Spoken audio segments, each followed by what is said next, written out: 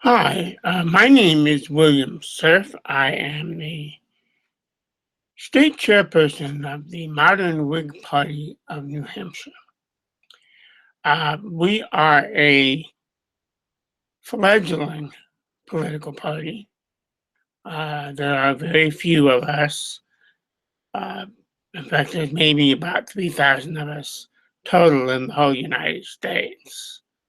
Uh, the Modern Whig Party uh, the of the United States is an umbrella organization, and then uh, individual state parties, such as us here in New Hampshire, fall under that. So we are attempting to build this modern Whig Party, which actually was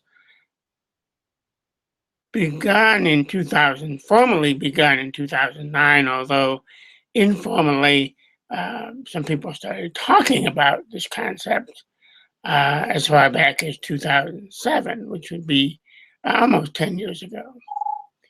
Um,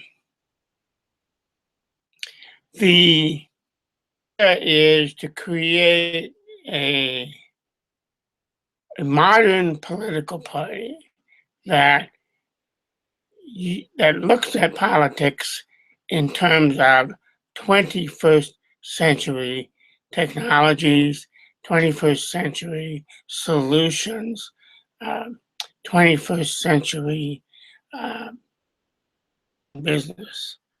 Uh, the two parties we have, the major parties, the Democrats and Republicans, are very old. You see that in candidates they run, particularly people running for president. Uh, whatever you think of the two that ran this last time, were very. Well, actually, Donald Trump is 70. Hillary Clinton, if she's not 70, she's very close to it. So I'm 70, but I look at the world uh, through a very different lens. Mainly because I've had to live in the real world rather than being a person who has devoted a lot of time to politics and public service. So, my thinking about this modern Whig Party is that we want to create a political party that operates between the 30-yard lines, to use a football analogy.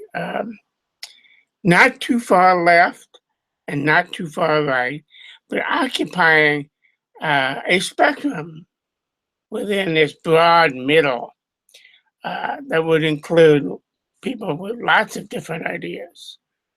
Um, One of the things I'm hoping for is that over time, uh, we will attract younger people who think in a younger mindset and people who are willing to look at turn everything upside down in our heads and try to figure out how we as a political party can serve we the people. Um, I think the Democratic Party has some good ideas about taking care of those who are needing help, and all of us are going to need help at different times in our lives. That's a great idea. And the Democratic Party has a very rich history from at least 1930 to at least 1970, when that particular party was very, very active in creating programs and policies and procedures uh, to help those who help us when we need help. The problem is that most of those programs were developed in that time frame, 1930 to 1970. So these are very old programs.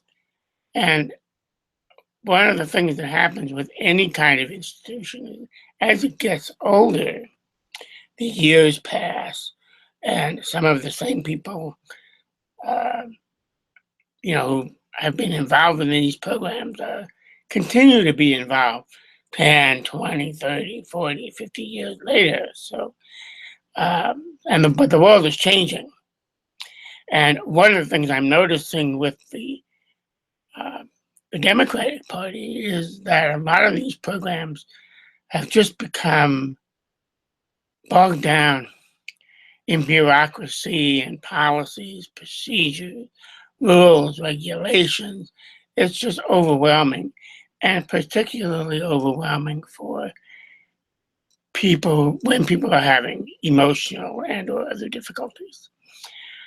So we need to take a look at all that. How do we do this in an entrepreneurial way, in a way that works and really helps all of the people who need the help, and does it efficiently and effectively, wholeheartedly, and reaches the people who need to be reached. So that's the Democratic Party. Then there's the Republican Party. Well, the Republican Party has had a very interesting history because it was started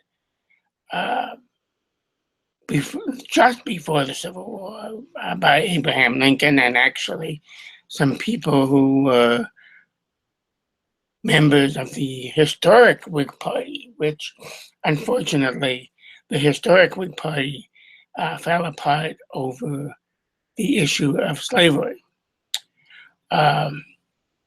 The Republican Party, since I'm going to say, well, since Goldwater for sure, but maybe even before that, has taken a very, some people call it conservative. I don't know if it's conservative or just very hidebound, very ideological at one extreme, and sort of blindly following the captains of industry. And neither one of those really works very well. There has been a lot of commercial disruption. Uber, Lyft, Google, in the last 20 years, we have seen some old names die off. Some have, like the automobile industry, they have managed to survive by simply adjusting a little bit. But there's an attitude among some of the people who are Republican business people who maybe are members of the Chamber of Commerce, that doesn't really look at the whole picture. And then you have far right, and I do mean so far right that it leaves your screen. So I want to play between here and here so we don't get too far right and too far left. And I think the Republicans have gotten too far right. We'll see what Trump does. Does he upend the thing, and does he, is the party able to find equilibrium? I'm not sure. So this is the 21st century, and actually 2017, we're kind of into the 21st century. And so we need to look at our institutions, political parties, social service groups, philanthropists, everything, and really think about how we can upgrade so that we are a 21st century country. I actually believe that in many ways, the United States is no longer a first world country. The United States really is a second world country with a crumbling infrastructure that badly needs to be, much of it needs to be replaced. And that's a very difficult, expensive proposition, but that's the reality. You have this country that's over 200 years old, and we haven't kept up. I remember during Hurricane Sandy, it was Hurricane Sandy, but then before that was Hurricane Katrina, where some dams, the levees broke. Well, these levees were built by the Works Progress Administration in the 1930s, and they're just too old. That's all, they couldn't hold the water back. So there's a lot of things like that. And of course, our trains are slower than coal molasses, So we could go on and on about some of our problems. And American people are working harder. Many people are working 2 and 3 jobs, trying to maintain intimate relationships with their spouse or significant other, meaning trying to raise children in the middle of all this chaos. It's not a healthy situation. So we really need to look at all of our institutions, but I particularly think that the political party structures that we have now don't really serve us. There have been many, many attempts over the last 40 years to create political parties that are more modern and more functional. The problem is the 2 biggest ones that we have that have a little bit of ballot access are the Libertarian Party and the Green Party. The Libertarians are the most successful of the alternatives so far. The problem is that I've met some of the people, and they really are a bit hidebound. They're stuck in 18th century economics of Austria. It's like this is the 21st century, not the 19th century. So there's that problem. And then the Green Party was actually started a little bit later than the Libertarians. You would think they were more modern and more update in their outlook, but they've gotten stuck they were founded by people who were very interested in the environmental movement of the 1970s. And they kind of stayed there. So they're kind of stuck in that old, 1970s environmentalism. So we need a fresh start.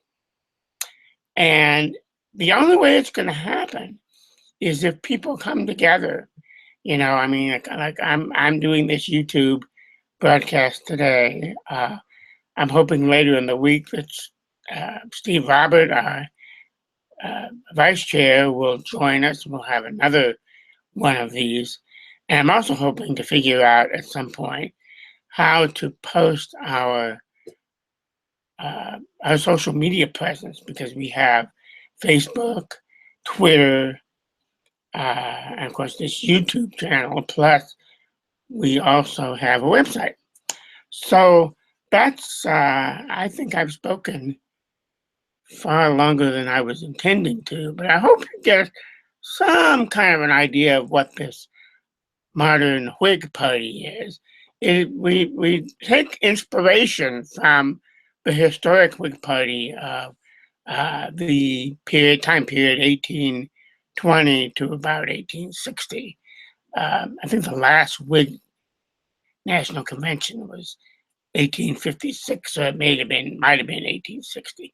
Anyway, I hope you have a great day, and if you watch this video, if you have any comments, just put something in the comments box, and look forward to doing more of this.